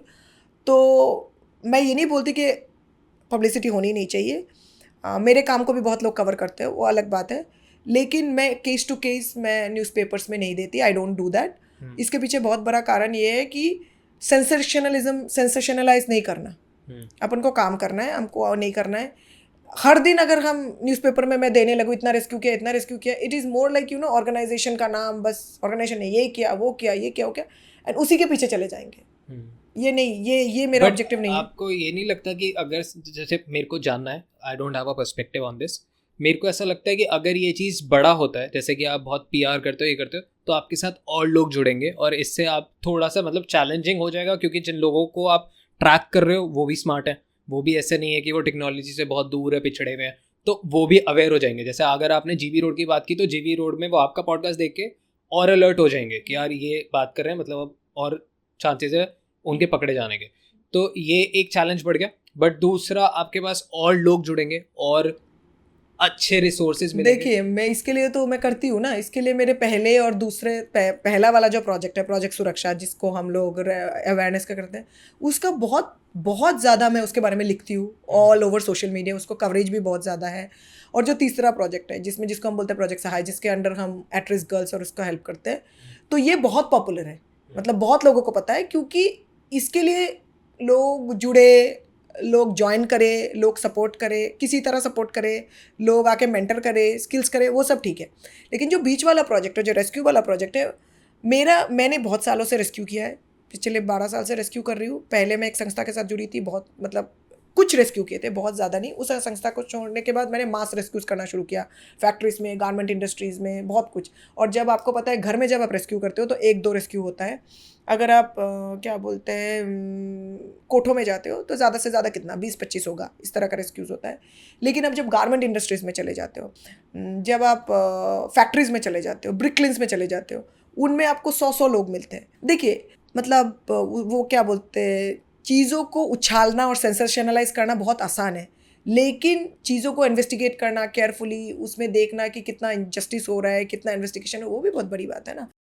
तो ये चीज़ हम फॉलो करते हैं, एटलीस्ट मैं तो फॉलो करती हूँ इन टर्म्स ऑफ रेस्क्यू। इसीलिए कोई कवरेज हुआ है काम का, ऐसा नहीं है। लेकिन जहाँ तक रेस्क्यू की बात है, तो मैं थोड़ा मीडिया से इस चीज़ में थोड़ा, मेरा थोड़ा आइडियोलॉजी थोड़ा डिफरेंट है। मैं थोड़ा मतलब केस बाय केस में रेस्क्यू वो नहीं करना चाहती, क्योंकि हमारा काम है, काम को मेरा मतलब मेरे ऑर्गेनाइजेशन या मेरा फोकस है प्रिवेंट करना क्राइम। और अगर अगर हम ज़्यादा सेंसेशनलाइज कर करके क्राइम प्रिवेंट ही नहीं कर रहे हैं, और पूरे दुनिया में यही फैल रहा है कि ये ऑर्गेनाइजेशन इतना काम कर रहा है, इतना काम कर रहा है, ये ऑब्जेक्टिव नहीं है। और हर ऑर्गेनाइजेशन काम करती है, मैं ये नहीं बोलती कोई काम ज़्यादा करता है, कोई काम बड़ा करता है, बट ये है कि जितना आप मीडिया में जाते रहते हो ना, it's all about the organisation. It is all about brand बना रहे हो फिर एक आप। it is like it is all about the organization. It is no more about the cause or it is about the child. तो ये चीज़ की वजह से मैं थोड़ा, देखिए बाकी प्रोजेक्ट्स में कोई बोलता है तो करते हैं, लेकिन इस चीज़ में क्योंकि देखिए बाकी प्रोजेक्ट्स क्या है, कंटिन्यू है, थ्रू आउट लाइफ चलेगा, चलता रहेगा। बट ये तो होता है ना, आज हो गया 2, कल होगा 5, पता लगा, हाँ, आज पता लग गया, कल 5 पता लग गया। आपका ऑर्गेनाइजेशन हर दिन आ रहा है न्यूज़पेपर में, लेकिन it is more about her दिन ऑर्गेनाइजेशन आ रहा है, हर दिन वो कर रहे हैं, मतलब आई डोंट नो। मतलब मैं अगर कोई ऐसा कर रहा है तो I have really respect for them, मैं उनको बहुत मानती हूँ, रिस्पेक्ट करती हूँ, लेकिन मेरा कहीं ना कहीं I don't agree with that, मतलब मैं नहीं चाहती वो होगा। 3 तरीके आपने बताया, एक जहाँ पे आप लोग नॉलेज दे रहे हो, अवेयरनेस फैला रहे हो बिल्कुल पिछड़े इलाकों में और इलाकों में, गाँव वगैरह। दूसरा आपने बताया जहाँ पे आप लोग स्किल डेवलप करा रहे हो, स्किल सिखा रहे हो। और तीसरा आपने बताया रेस्क्यू। मैं जब से पॉडकास्ट शेड्यूल हुआ है, मैं आपके बारे में रिसर्च कर रहा हूँ, पढ़ रहा हूँ, एंड बस मेरे दिमाग में एक सवाल चल रहा था कि मैं कैसे मदद कर सकता हूँ। तो मैं गांव में जाके आपके साथ हेल्प नहीं करा सकता पिछड़े इलाके में, क्योंकि मैं और भी चीज़ें कर रहा होता हूँ। मैं रेस्क्यू में नहीं जा सकता क्योंकि वो उसके लिए अलग गेम है और वो सारी चीज़ें हैं। तीसरी चीज़ आपने कहा कि आप लोग स्किल डेवलप करा रहे हो। मेरे पास एक स्किल बेस्ड कंपनी है, जो भी लोगों को हम लोग कुछ सिखा सकते हैं, डिजिटल मार्केटिंग, वीडियो एडिटिंग और जितने ग्राफिक और कोडिंग आपने चीज़ बताई, मैं इसमें हेल्प कर सकता हूँ। तो आई एम मोस्ट वेलकम, हम उसके बारे में इसके बाद बात करेंगे। Thank you so much. But I want to do, और मैं इतना खुश फील कर रहा हूँ ना कि चलो मैं किसी काम तो आ पाया। Anyways moving on. तो हम अब तीनों के बारे में हमने बात करी। I want to know about rescue. ये वाला प्रोसेस कैसे होता है? आपको टिप मिलती है उसके बाद, क्योंकि आप अकेले रेस्क्यू नहीं कर सकते, यू वांट, आपको कोलैबोरेट करना पड़ेगा। टिप की बात नहीं है, डिपेंड करता है कौन आपको इन्फॉर्मेशन देता है। कभी कभी लोकल पुलिस जो गांव में है, जहाँ पे एफआईआर दर्ज होता है, उनको कहीं से पता लगा कि बच्चा दिल्ली में है या बॉम्बे में है, बैंगलोर में, तो बोलता है कि ये एड्रेस है, आप उधर हो, क्या मदद कर सकते हो, वेरीफाई कर सकते हो। तो एक तो पुलिस होती है, एक होता है अलग अलग बच्चों के साथ काम करने वाले ऑर्गेनाइजेशंस, चाइल्ड लाइन हो गए, अलग अलग छोटे छोटे ऑर्गेनाइजेशंस, वो करते हैं। या फिर कभी कभी होते हैं रिश्तेदार हो गए, माँ बाप हो गए, जिन्होंने हमारे बारे में पता किया है, तो ऐसे लोग बताते हैं कि ऐसी बच्ची, ऐसा बच्चा इस जगह में है। फिर हम क्या करते हैं, उस चीज़ को वेरीफाई करते हैं कि ऐसा कोई जगह है क्या। जगह के अंदर घुस नहीं सकते, बैकग्राउंड चेक। हाँ, फिर जगह है क्या, अगर जगह हुआ तो पुलिस के पास जाते हैं, बाकायदा एप्लीकेशन देते हैं, पुलिस फिर हमारे साथ जाती है रेड करने के लिए। और एक तरीका है मोबाइल का लोकेशन ट्रेस करना, फ़ोन उस बच्चे का या उस बच्ची का सबसे ज़्यादा बात किससे हुआ, सोशल मीडिया खंगालना। ये अलग अलग तरीके होते हैं, अलग अलग तरह से, अलग अलग डिपेंड करता है। कोई आप यूनिफॉर्म वो नहीं है, बट अलग अलग चीज़ें। बट जब आप लोग रेस्क्यू प्लेस में जाते हैं, वहाँ पे क्या एटमॉस्फेयर होता है? क्या नॉर्मल, लोगों को लगता है बहुत हवा हुआ, ऐसा कुछ नहीं है। अब दिल्ली रेड लाइट में चले जाओ, मेरे रेड लाइट में चले जाओ, नॉर्मल। वहाँ पे कस्टमर्स आ रहे हैं, ढूंढ रहे हैं, कस्टमर्स आ रहे हैं, लड़की को लेके अंदर जा रहे हैं।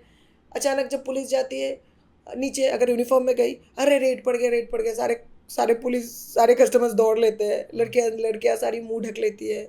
हम एक एक लड़कियों को पूछते रहते हैं, आप हो। माइनर तो ऊपर नहीं, नीचे ऊपर नहीं दिखती। फिर हम ढूंढते ऐसे वाल में ढूंढते हैं, वाल के पीछे या कबर्ड के पीछे, फिर अगर है तोड़ के निकालते हैं। तो एग्रेशन नहीं होता वहाँ पे? नहीं, कभी हुआ है, हमेशा नहीं। पुलिस जाते से कौन पुलिस को कुछ बोलेगा? इसीलिए तो बोल रही हूँ, बिना पुलिस के आप कुछ नहीं कर सकते, आप चाहे कितना बड़ा ऑर्गेनाइजेशन हो, कितना बड़ा एक्टिविस्ट हो। तो इसीलिए आपको हमेशा पुलिस के ऊपर डिपेंड करना पड़ता है, because police is authorise to do rescues. तो ऐसे पुलिस जाती है, पुलिस फिर क्या बोलते हैं, पुलिस जाती है ऊपर, पुलिस पूछती रहती है, और पुलिस जब पूछती है तो लड़की, उन औरतों को जिनका मुंह ढका होता है, उनको भी मुंह खोलना पड़ता है, दिखाना पड़ता है अपना मुंह। सबको बाकायदा एक एक करके पूछते हैं। फिर अगर हमको लगा कि नहीं है, अदर कोई टनल में है, टनल में ढूंढ के तोड़ते हैं, फिर पुलिस ही हेल्प करती है तोड़ने में। फिर अंदर जाके लड़कियों सपोज मेरे को अभी थोड़ा और इसको डेप्थ में समझते हैं। सपोज एक कोठा है, अब उस कोठे में कितनी लड़कियां होंगी रफली? ये डिपेंड करता है, देखिए ऐसा कुछ नहीं है, कभी कभी 30-35 होती है। सपोज माना हमने 30 लड़कियां हैं, अब उसमें से एक लड़की लेके आई गई है, तो आप लोगों को उसको बचाना है। तो वो जो 30 लड़कियां होंगी उसमें 31 वाली वो है, और उसको वो लोग छुपा के रखेंगे, राइट? और आप लोगों को उसकी टिप मिल गई कि यार ये यहाँ पे है और आपको वहाँ पे जाके बस चेकिंग करनी है, तो ये रहता है। तो बाकी जो 30 लड़कियां हैं उनका क्या होता है? वो कुछ नहीं, वो खुद मर्जी से वो कोठे में रहती है। अच्छा, ये लोग अपनी मर्जी से हैं सारे? हाँ, इनको आप पूछोगे कि आपको जाना है, ये बोलेंगे नहीं हम अपनी मर्जी से हैं। फिर आप इनको देखेंगे, पूछेंगे आपको अगर माइनर है तो फिर आप ले आ सकते हो, लेकिन अगर मेजर है आप कैसे ले आओगे? वो उनकी विल है। सी, अगर आपने बॉडी को सेल करके, if you do prostitution by selling your own body, that is not a crime. If you sell somebody else's body, that is a crime, irrespective of minor or major. तो अगर कोई बोलता है, कोई major भी है, बोलते हैं कि हमको जोर जबरदस्ती रख के ले आते हैं, लेकिन अगर सब बोलते हैं कि हम मर्जी से हैं, हमको नहीं जाना, तो आप किस अधिकार से ले आएंगे? नहीं ले आ सकते। वो 30 की 30 उधर ही रहेगी। आपको माइनर मिलेगा, ले आओगे, अगर माइनर नहीं मिलेगा तो आप लेके नहीं आ सकते, बस यही है, नॉर्मल है। और अगर किसी घर में रेड डालना है, कुछ नहीं होता, घर में भी आपको जाना है, खटखटाया आपने, वेरीफाई करना है, पुलिस आई हुई है, कहाँ जाना है, आपके घर में मेड है, नहीं है मेड, हम ढूंढते हैं पूरा घर, मेड मिल जाती है तो वेल एंड गुड, नहीं मेड मिलती है तो इन लोगों पे क्या एक्शन होता है? डिपेंड करता है लड़की से बात करने के बाद। अगर बच्ची को रखती है, चाइल्ड लेबर के केसेस लगेंगे। अगर बच्ची से बात करके पता लगा कि बच्ची के साथ कोई शोषण हुआ है, हजार्डस काम हुआ है, फिर इतना इतना सेक्शन चाइल्ड लेबर के अंडर जो सेक्शन है वो लगेंगे। अगर लड़की ने बोला, लड़की को किसी तरह का गलत चीज़ दिखाया गया है या फिर लड़की के साथ कुछ गलत अननेचुरल चीज़ किया गया है, तो पॉक्सो लगेगा। अलग अलग वो डिपेंड करते हो लड़की से। पहला केस लगता है कि अगर इन्वेस्टिगेशन के अकॉर्डिंग प्रोसीड्यूरल करेक्शन होता है, अलग अलग अलग अलग केस लगता है। नहीं तो जब पहले लड़कियां गायब होती है तो मिसिंग का केस दर्ज होता है, फिर अगर उसमें ट्रैफिकिंग का एंगल लगा तो ट्रैफिकिंग का सेक्शन लगेगा। ऐसे ऐसे लगते रहते हैं। अगर क्या बोलते हैं लड़की मिल जाती है तो फिर उसको अलग अलग पॉक्सो लग गया, फिर चाइल्ड लेबर में किस तरह का टॉर्चर हुआ है वो लगेगा, रेप हुआ है तो ये सेक्शन लगेगा, ऐसे ऐसे करके बहुत सारे सेक्शन लगते हैं। बट वो लड़की मिलने के बाद, तो इसको हम बोलते हैं प्रोसीड्यूरल करेक्शन। इस पर करेक्शन होता रहता है प्रोसीड्यूर का, तो वही है। करेक्ट। तो आपको अभी देख के तो लगता है कि नहीं डर लगता, बट जब आपने स्टार्ट किया था, जब आप इस चीज़ में घुसे थे, आपको कोई चीज़ डर लगता था कि यार यहाँ पे मैं जा रही हूँ, ये कर रही हूँ, या कोई भी ऐसी चीज़ होती थी? नहीं, सच बताऊँ मुझे डर तो कभी नहीं लगा, पर मुझे गुस्सा आता था बहुत ज़्यादा कि क्यों हो रहा है ये सब, क्यों ऐसा कैसे हो रहा है कि हम इंसान हैं, हम इस तरह के काम कर रहे हैं, हमारी इंसानियत कहाँ चली गई, इस तरह लगता है। देखिए डर लग के कुछ नहीं होगा। कभी कभी ऐसा होता है कि आप सबसे सुरक्षित जगहों में हो, फिर भी आपके साथ जुर्म होता है। और कभी कभी ऐसा होता है आप सबसे मतलब बोलते हैं ना असुरक्षित जगह में हो, आपके साथ जुर्म नहीं होता है। तो जुर्म होने के पीछे बहुत सारे कारण होते हैं, या तो जेलसी, या आपसी रंजिश, या फिर आप किसी को टारगेट कर रहे हो, किसी को आप तंग कर रहे हो, या फिर प्रॉपर्टी। ये सब मैंने बहुत रिसर्च किया इन सब में। मुझे लगता है कि क्यों जुर्म होता है, तो जुर्म के पीछे बहुत सारे कंट्रीब्यूटिंग फैक्टर्स हैं। ऐसा नहीं है कि सडनली आपके साथ जुर्म हो जाएगा। बट वो वाली कैटेगरी कहाँ से आती है जो एक इंसान दूसरे इंसान को पीड़ित कर रहा है? ये वाला ये मानसिकता है। देखिए सबसे बड़ी बात है, मैं आपको बताऊं, कोई अगर किसी को टॉर्चर कर रहा है, मैं मानती हूँ, मे बी मैं रॉन्ग भी हो सकती हूँ, बट मेरा मानना है, मैंने जितने लोगों को भी देखा है एक अलग इंसान को टॉर्चर करते हुए, उसके पीछे बहुत सारे कारण होते हैं। वो कहाँ पैदा हुआ है, वो किस जगह में बड़ा हुआ है, उसको किस तरह के कंडीशनिंग है, उसको क्या शिक्षा मिल रहा है, वो घर में क्या दिख रहा है, वो क्या मर्द और औरत के भेद में भेदाभाव जो है वो देख रहे हैं। पूरी चीज़ें डिपेंड करती है वो कैसे बड़ा हुआ है, किस तरह में, वो हिंसा में बड़ा हुआ है, वो शांति में बड़ा हुआ है। उसके घर में अगर बहनें हैं तो बहनों के साथ किस तरह का बातचीत करते थे घर वाले। आपके पास कोई केस है जिसके बारे में बात कर सकते हैं? केस है, हाँ। एक हमारे पास एक लड़का था, बहुत वायलेंट लड़का था। ट्रैफिकर तो लोग बोलते थे, लेकिन वो ट्रैफिकर नहीं था। वो ट्रैफिकर, उसको ट्रैफिकर नहीं कह सकते, बट ये है कि लड़कियों को लाला के वो बेचता था, केसेस में पाया गया था। फिर हमने बहुत खंगाला, बहुत इन्वेस्टिगेशन किया, मैंने ही बहुत ज़्यादा उस केस में। मैं एक्चुअली क्या करती हूँ, मैं ट्रैफिकिंग जब रेस्क्यू करती हूँ उसमें ख़त्म नहीं होती, मैं बहुत इन्वेस्टिगेशन करने लगी हूँ लास्ट 5-6 सालों में, 6-7 सालों में। तो बात करते करते पता लगा कि उसने उसके माँ बाप के साथ, उसका बाप उसके माँ को बहुत रेप करता था। फिर उसकी बहन थी, उसकी बहन को उठते बैठते मार पिटाई होती थी। घर में खाना उसको दिया जाता था, उसकी बहनों को दिया नहीं जाता था, उसकी बहनों को नहीं दिया जाता था, उसकी माँ उसको पीटती थी क्योंकि उसके बाप उसके माँ को पीटता था। It was a chain of violence. फिर उनके लिए पैसा ही सब कुछ इंपॉर्टेंट था, उनको लगता था कि इंसानियत से ज़्यादा इंपॉर्टेंट पैसा है। फिर जिस माहौल में बड़ा हुआ है वहाँ पे गाली गलौज बहुत ज़्यादा होते थे, मार पिटाई बहुत ज़्यादा होते, बात बात में लोग मतलब किसी चीज़ को उठा के दूसरे इंसान को मारने के लिए शुरू हो जाता था। तो कहीं ना कहीं लगता है इंसान की विकृत मानसिकता। आप सोचिए ना, हम इतना बोलते रहते हैं कि लड़का लड़के को खाना नहीं पता, खाना बनाना नहीं पता, लड़का प्लेट उठा के नहीं रखता। आपने क्या अपने लड़के को खाना बनाना सिखाया है? आपने नहीं सिखाया, ये आपकी गलती है। आप अपने बेटे को कभी बोला है प्लेट उठा के रखो? मेरे पास एक, मैं जब ट्रेनिंग्स देने जाती हूँ, मेरे पास एक बच्ची बोली कि उसने चिकन खाना बंद कर दिया। सब हंसने लगे। तो क्या हुआ, चिकन खाना बंद कर दिया? लड़की ने एक ऐसी बात बोली जो मेरे दिमाग में अभी तक मतलब है। उसने बोला, दीदी हमारे घर में जब भी चिकन आता था हमेशा भाई को लेग पीस देती थी मम्मी, मुझे कभी नहीं दी। तो एक डिस्क्रिमिनेशन, देखिए बहुत छोटी इंसिडेंट है, एकदम छोटी, लेकिन सोचिए उस लड़की को पता लगा कि भेदाभेद हो रहा है घर में। तो उसी से उसके मन में भाई के प्रति एक दूध होता था, दूध भाई को दिया, गरीब थे थोड़े, दूध भाई को दिया जाता था। लड़की पढ़ने में अच्छी थी लेकिन भाई को बाहर भेजा पढ़ने के लिए, गांव से बाहर, उसको नहीं पढ़ने चाहिए। यही से तो भेदाभेद शुरू होता है ना। तो ये सब छोटी छोटी चीज़ें कंट्रीब्यूट करती है। हम जो पितृसत्ता पैट्रियार्की इतना बोलते हैं, हम हमेशा मर्दों को गाली देते हैं। हम बोलते हैं कि औरतों के साथ गलत होता है, डेफिनेटली 85% टाइम्स औरतों के साथ गलत होता है, लेकिन मर्दों के साथ भी गलत होता है, उसके बारे में हम बात नहीं करते। दूसरी बात ये है कि मेल ट्रैफिकिंग भी डेफिनेटली होती बहुत होगी। ज़्यादा, बहुत for labour, extreme male trafficking for labour. 25-25, 30-30 आदमियों को हमने देखा है एक एक रूम में रहते हुए, उनको स्किन इन्फेक्शन से, एक्जेमा है, एलर्जी है। 25 आदमी एक बाथरूम यूज़ कर रहे हैं। आपका जो रूम है इससे शायद थोड़ा बड़ा होगा, उसमें 25 आदमी है, ठूस ठूस के बड़े हैं। तो ये तो मॉडर्न स्लेवरी है, आधुनिक गुलामी है। ट्रैफिकिंग को, इसको मैं तो ट्रैफिकिंग के कैटेगरी में भी नहीं लेती। शायद ये लोग अपने मर्जी से ही आए हैं क्योंकि इनको काम आना है, मजबूरी है। हाँ, लेकिन इनको तो गुलाम की तरह रख रहे हो, इनको खाना पीना नहीं दे रहे, 18-18 घंटे काम करा रहे हो। तो ये सब चीज़ें बहुत मुश्किल है। और सबसे बड़ी बात है, देखिए इंसान के पास, हम लोग देखिए, हम लोग जब शहरों में रहते हैं, हम लोग मूवी देखने चले जाते हैं, अच्छा नहीं लगता, दोस्तों के साथ कॉफ़ी पीने चले जाते हैं, हम टीवी है, सब कुछ है, मॉल है। ये गांव में जो लोग रख रहे थे, क्या है इनके पास? गरीबी के सिवा क्या है? आप खुद सोचिए ना। इनके पास खाने को कुछ नहीं है, गांव में एक दुकान है, घर से लड़कियां ज़्यादा बाहर नहीं लिख सकती, थू होती है, लड़कियां बाहर घूम रही है, इतना बात कर रही है। तो आप सोच सकते हैं, सिर्फ पॉवर्टी चीज़ें नहीं है, आपका सोशियो इकोनॉमिक कंडीशन भी है। आप देख रहे हो, आपके बगल वाले लड़के ने अपनी बालों को कलर कर लिया है, उसके पास महंगा फ़ोन है, आप गरीब हो, समझ रहे हो? ये सब छोटी छोटी चीज़ें बहुत कंट्रीब्यूट करती हो क्राइम करने में। तो आई थिंक ये सब चीज़ों के बारे में बातचीत करना बहुत ज़रूरी है। मैं तो आजकल गांव में जाती हूँ तो सेक्स एजुकेशन के बारे में बात करती हूँ, रिप्रोडक्शन के बारे में बात करती हूँ, मेंस्ट्रुअल हाइजीन के बारे में बात करती हूँ, क्योंकि कहीं ना कहीं वो जो डिस्क्रिमिनेशन होता है उससे भी बहुत ज़्यादा आगे जाके जुर्म हो जाता है। तो ये सब तो बहुत इंपॉर्टेंट है। करेक्ट। क्रेजी। मैं बहुत लंबा हो जाएगा पॉडकास्ट और आपको भी अभी आगे लाइन ऑफ मीटिंग्स हैं, तो मैं ज़्यादा टाइम नहीं लूँगा आपका। सो लास्ट सवाल मेरा सबसे यही रहता है कि how was I as a host, कैसा रहा आपका डॉन टॉक्स का एक्सपीरियंस? हाँ, देखिए एक्सपीरियंस तो बहुत अच्छा रहा, क्योंकि बहुत सारी ऐसी चीज़ें हैं जो सिर्फ ट्रैफिकिंग रिलेटेड नहीं है जो मैं कह पाई, उसके लिए आई एम ग्रेटफुल। बिकॉज क्या होता है, मैं जब भी किसी पॉडकास्ट में जाती हूँ तो ज़्यादातर बातें ट्रैफिकिंग के इर्द गिर्द होती है, जीबी रोड के इर्द गिर्द होती है।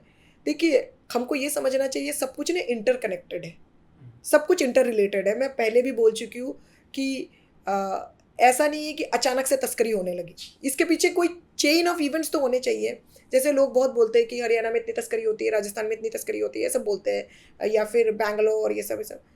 मेरा मेरा कहना ये है कि देखिए, सब कुछ के पीछे कोई जड़ है, आपको जड़ को ढूंढना पड़ेगा, वो सॉल्यूशन करना पड़ेगा। तो एक चीज़ अच्छी है कि मैं बहुत ज़्यादा बाकी चीज़ों के बारे में भी बोल पाई, वो अच्छी चीज़ है। और मुझे आपका यहाँ पे फ्री फ्लो कॉन्वर्सेशन है वो बहुत अच्छा लगा, एंड इट्स गुड। मतलब मेरा एक्सपीरियंस तो बहुत अच्छा रहा।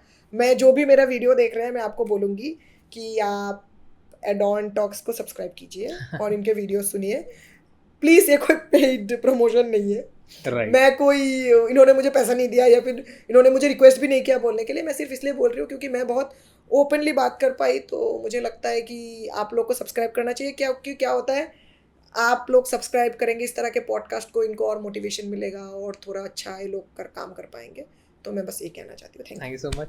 हालांकि मैंने बोला नहीं था सब्सक्राइब करने के लिए, मैं बोलता भी नहीं हूँ यूजुअली, मेरे को पसंद नहीं है कि ऐसे बोलूँ, क्योंकि नहीं, मैं बोल देती हूँ। मेरे को, मैं जेन्युइनली बताऊँ, मुझे कहीं लगता है तो मैं बोल देती हूँ। मतलब आपको मजा आया। मेरे लिए बेस्ट पॉडकास्ट वो होता है जहाँ पे मेरे को गेस्ट ये फीडबैक दे कि जेन्युइनली अच्छा। हाँ, ऑब्वियसली। So that's good. और जो आपने बोली जीबी रोड वाली बात, मैं वही देख रहा था, सबसे ज्यादा कीवर्ड जो सर्च होता है ना वो वही है, क्योंकि लोगों को पता है, क्योंकि उसमें सबसे ज्यादा वो होता है, व्यूज आते हैं, तो दैट्स व्हाई। बट मेरा मेन मोटिव था कि इतने सारे लोगों ने आपको हर पॉडकास्ट में देखा, मिलियंस में व्यूज आ रहे हैं, आई वांट कि लोग थोड़ा और इससे आगे बढ़े। मतलब कितना जीबी रोड में, हाँ।